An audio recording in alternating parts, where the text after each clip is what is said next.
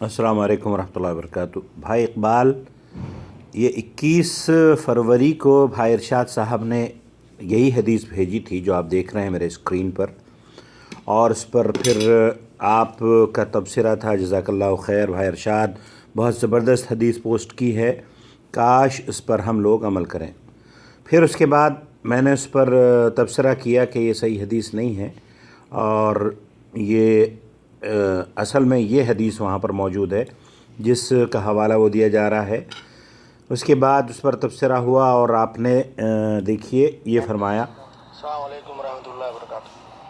بھائی یہ تو واقعی صورتحال بہت ہی سنگین ہے۔ اس طرح کی چیزیں اگر ہیں کہ مطلب اس کے اوپر باقاعدہ حدیث کا نام اور اس کا نمبر بھی اگر دیا جا رہا ہے، اس کے بعد بھی وہ چیز صحیح نہیں ہے، تو یہ ہم سب لوگوں کے لیے بہت ہی سوچنے سمجھنے کا مسئلہ ہے، اور بہت دھیان سے اس چیز کو کرنا پڑے گا۔ اور وہ جو آپ نے آڈیو بھیجا تھا اس کے بارے میں بھی ذرا بتائیں کہ وہ جن سے آپ نے پوچھا ہے کہ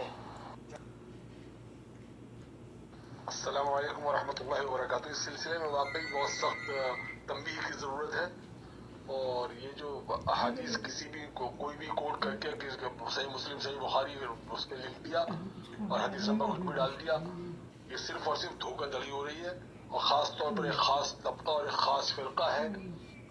بہرحال میں یہاں یہ عرض کرنا چاہوں گا کہ ہماری ایک تو یہ کہ تحقیقی گفتگو رہنی چاہیے، کسی پر بھی بھروسہ نہیں کرنا چاہیے۔ میں نتیجے پر اس پر پہنچا ہوں کہ آدمی جب بھی کوئی شک اور شبہ دیکھے تو اس پہ تحقیق کرے۔ دوسری چیز یہ کہ ہماری یادداشت بھی میرے خیال سے جاتی رہی۔ اب فروری کی بات ہے، فروری میں اس پر مفصل گفتگو ہوئی تھی، بھائی ارشاد ہی نے اسے پوسٹ کیا تھا، سب نے اس پر تبصرہ بھی کیا، اور آج پھر نئے سرے سے اسی پر تبصرہ ہو رہا ہے بغیر